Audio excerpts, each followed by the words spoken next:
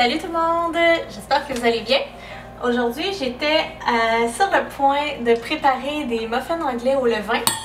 Et la semaine dernière, j'ai partagé sur Instagram le fait que je faisais ces muffins anglais-là et que c'était une découverte incroyable. Et c'est fou la demande que j'ai eue. Donc, comme là, ça fait déjà 6 fois que j'en fais depuis la semaine dernière. Oui, on les mange trop vite. J'ai pensé là, que vous filmez comment qu'on les prépare. Super rapide, très simple. Et il faut juste y penser un petit peu d'avance. Donc là, je vais prendre pour acquis que vous avez déjà un levain de fait à la maison et d'actif. Ça, c'est mon levain. Alors, je pourrais faire une vidéo sur comment se faire un starter, un levain et le garder vivant pour faire notre pain. On peut le garder au fil des ans. Il y en a qui gardent ça je veux dire, ça se garde aussi longtemps qu'on le maintient vivant. Le levain, plus il vieillit, plus il est riche, plus il est bon pour la santé. On pourra faire une vidéo seulement là-dessus. Alors là, je vais prendre pour acquis que vous avez un levain à la maison et que vous l'avez nourri 8 à 12 heures avant de faire le mélange pour les muffins anglais. Moi, mon levain, je le garde sur le comptoir et je le nourris tous les matins. Donc, ce matin, je l'ai nourri. Là, on est en plein milieu de l'après-midi, donc c'est parfait. Ça fait assez de temps. C'est pas grave si c'est pas 8 heures exactement. Mais je l'ai nourri vers 7 heures ce matin, donc c'est correct. Et donc, il est vraiment très actif. Il est plein de bulles. Il sent bien le fromage. Donc, il est parfait. Et ça vous prend... il faut aussi penser qu'on prépare le mélange qui va prendre 1 minute. La veille, demain, on va faire cuire les muffins anglais. Ça va prendre une quinzaine de minutes. Mais aujourd'hui, il faut prévoir de faire le mélange pour les cuire le lendemain. Donc, pour faire le mélange, pour une douzaine de muffins anglais, environ, là, parce que c'est... Lors de la cuisson, on fait ça quand même rondement, c'est pas mesuré. Donc, la première étape, ça nous prend 2 tasses de farine. Alors, tout type de farine va fonctionner. Ici, j'ai en ce moment une farine biologique blanche non blanchie. Ensuite, ça nous prend 1 tasse d'eau et une demi-tasse de notre levain. Je vais lui donner un petit brassage. Ça va mon cœur, ça va. Oui, je te reprends là. Et voilà donc, une demi-tasse de levain, bien actif. On va aller chercher tout le reste de levain dans la tasse à mesurer. C'est très collant. Donc, on vient le gratter au maximum et si vous n'avez pas le temps de le laver immédiatement, on le sait bien, la vie, on n'a pas toujours le temps de faire tout de suite, tout de suite. Mettez-le dans l'eau chaude, ingrédients mesurés et dans le plat en verre, on mélange. Tout simplement. Le pourquoi on utilise une cuillère en bois et un bol en verre ou en céramique au lieu d'un bol en métal ou d'un ustensile en métal, c'est que le métal peut venir interférer avec le travail du levain.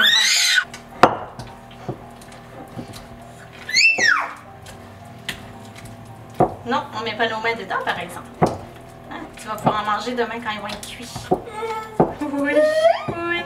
Alors voilà, la pâte ressemble à ceci. Et on laisse reposer sur le comptoir.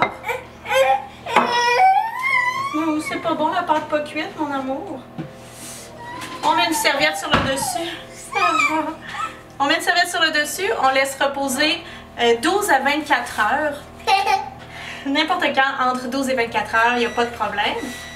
Et demain, je fais la deuxième partie pour vous montrer comment les cuire. À demain! Ok, alors jour 2 dans notre préparation de muffins anglais au levain. Alors regardez-moi ça comme c'est beau. Ce qu'on recherche, c'est des belles bulles comme ça un peu partout. Ça a vraiment là, gonflé de façon magnifique. Ça m'est arrivé d'en faire où ça avait gonflé un petit peu moins que ça. Là, ça a plus que doublé. C'est fantastique. Ça donne nos muffins anglais vont être vraiment fluffy. Ce qu'on va faire à partir de cette belle préparation-là, c'est ajouter 3 ingrédients, puis les faire cuire et ensuite nos muffins anglais sont prêts.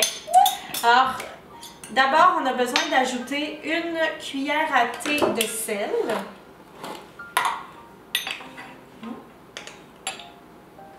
Une cuillère à thé de sel. Oui, tu veux le faire toi aussi, hein? Une cuillère à thé de bicarbonate de soude.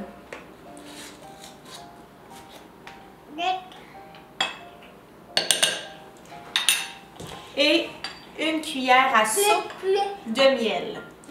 Vous pouvez utiliser un autre sucre que le miel, mais vraiment le miel donne vraiment une touche de plus, ou on va brasser après, une touche de plus, il coule à l'extérieur des muffins anglais et caramélise un peu autour, c'est fantastique. Alors on a besoin d'une cuillère à soupe de miel. J'ai pas de miel liquide, j'ai juste un miel solide en ce moment, comme ça. C'est pas grave, ça se dissout pas de façon uniforme, mais ça fait vraiment bon parce que ça fait que des bouchées un peu plus sucrées et des bouchées un peu moins sucrées et c'est intéressant au fil du temps où on mange notre muffin anglais. Alors voilà, c'est juste que quand je vais mélanger tous les ingrédients, je vais faire en sorte d'essayer de le défaire puis de le répartir avec mes doigts dans la préparation. Mais vous pouvez prendre du miel liquide, ça va être plus facile. Oui, je peux pas te donner ça comme ça, mon garçon. C'est du sucre tout seul. Alors voilà, j'ajoute mon miel. Et maintenant que mes ingrédients sont ajoutés, je mélange comme il faut pour vraiment que ça se répartisse partout dans la pâte. Là, on n'a pas vraiment le choix d'utiliser nos mains. La préparation est très très collante et on ne veut pas qu'il y ait un moton de sel ou un moton de bicarbonate de soude quelque part. Ça serait vraiment pas bon. Donc, avec nos doigts, mais sans trop non plus travailler la pâte, on répartit nos ingrédients. Là, je suis en train de défaire les morceaux de miel. On va chercher tout ce qu'il y a sur les côtés. Pendant qu'on fait ça, ce qui est important et que j'ai oublié de faire, c'est de faire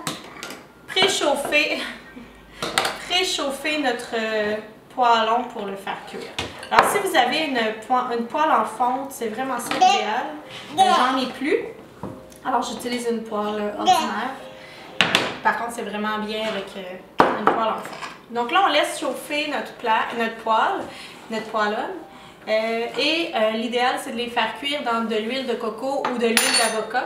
Une huile qui a un point de chaleur élevé. Alors, pour la cuisson, ce que je fais quand ma plaque est bien chaude, je mets la température à... Pour commencer, je mets la température au plus bas possible de mon rond. Question que mes muffins anglais gonflent avant de cuire. Oui, tu vas en avoir après, mon bébé. Alors, avec mes mains, je prends l'équivalent d'un tiers de tasse, là, une petite boule de pâte, et je la dépose sans l'arranger. Je fais juste la déposer comme elle tombe sur la plaque. Ça a l'air laid comme ça, vous allez voir, ça va prendre une parfaite forme de muffin anglais. Donc, une préparation comme ça, ça va faire une douzaine de muffins anglais. Alors, on y va à l'œil pour répartir la pâte en 12. Là, j'ai fait cuire 6 à la fois, parce que j'ai juste une plaque, mais si vous en avez deux, vous pouvez faire les 12 en même temps. Donc, je dépose toute ma pâte en boule, en 6 petites boules. Ça colle énormément.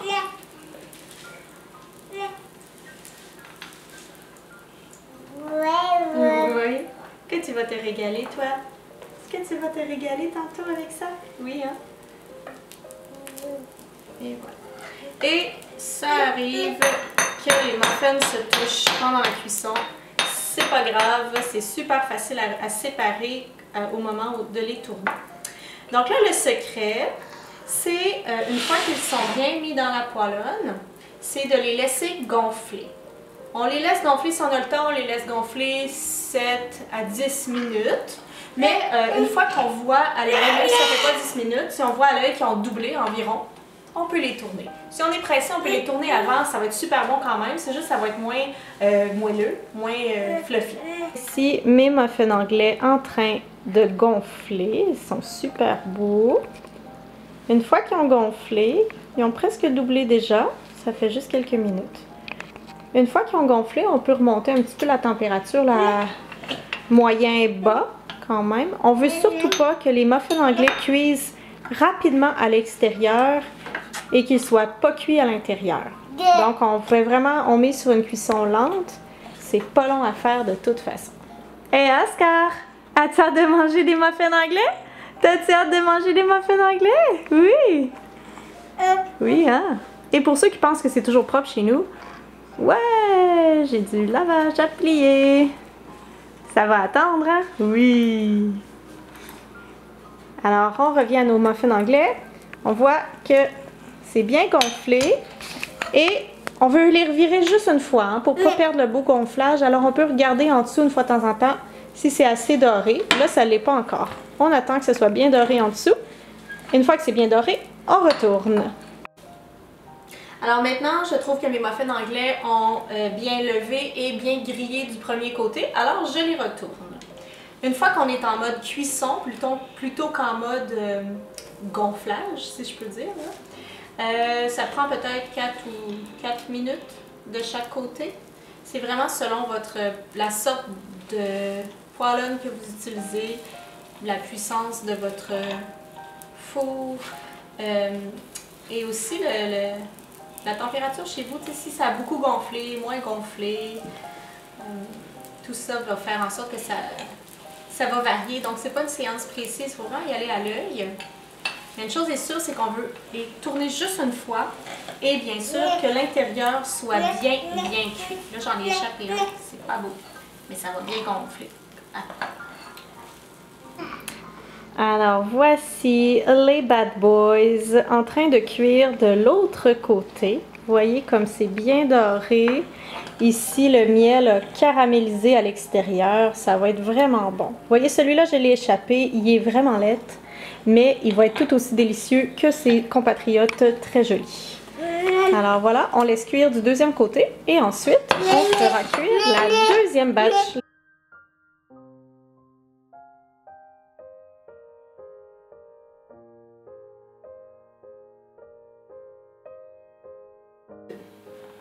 Des fois, ça peut être tentant de les enlever de la plaque trop rapidement. On les regarde en dessous puis ils ont vraiment l'air cuits. Par contre, ça se peut que l'intérieur ne le soit pas. Donc, on leur laisse une petite minute de plus pour être certain qu'à l'intérieur, c'est bien cuit, bien gonflé. On ne voudrait pas que ça soit pas cuit à l'intérieur. C'est vraiment dégoûtant. Surtout, on ne pèse pas dessus. On les laisse gonfler, on les laisse vivre, on les tourne une fois. On ne pèse pas dessus. Ce n'est pas du pain doré. Moi, j'écrase mon pain doré. Hein? Ce n'est pas un grilled cheese. Moi, j'écrase mes grilled cheese. C'est des muffins anglais. On les laisse. On veut garder les bulles. Voilà, les muffins sont prêts. On les prend. On les dépose dans notre assiette. Ils sont trop cuits, même. Et on est prêt pour faire la deuxième batch. Ouais.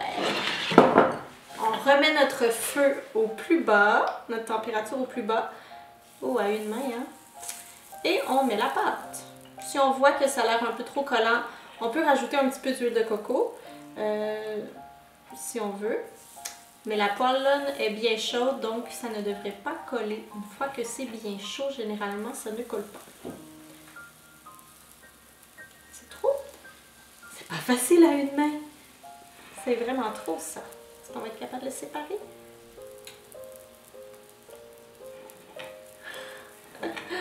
Si vous pouvez le faire avec vos deux mains, ça va vraiment mieux. Bon, ben ils vont être gros parce que c'est ça. Quand je vous dis que c'est pas grave, là, ça va tellement être bon. À bas, la perfection. On veut le plaisir, le délicieux, l'exploration, le fait main, mais on ne veut pas le parfait. Et voilà mon garçon. Et là, une fois que la pâte est déposée, on laisse gonfler à nouveau, sans toucher. En une quinzaine de minutes, on a une douzaine de muffins anglais qui nous a coûté presque rien à faire, que ça goûte le ciel. Ça n'a rien à voir avec des muffins anglais qu'on achète à l'épicerie. au commerce. C'est délicieux et c'est une façon facile et rapide d'avoir les effets bénéfiques du levain.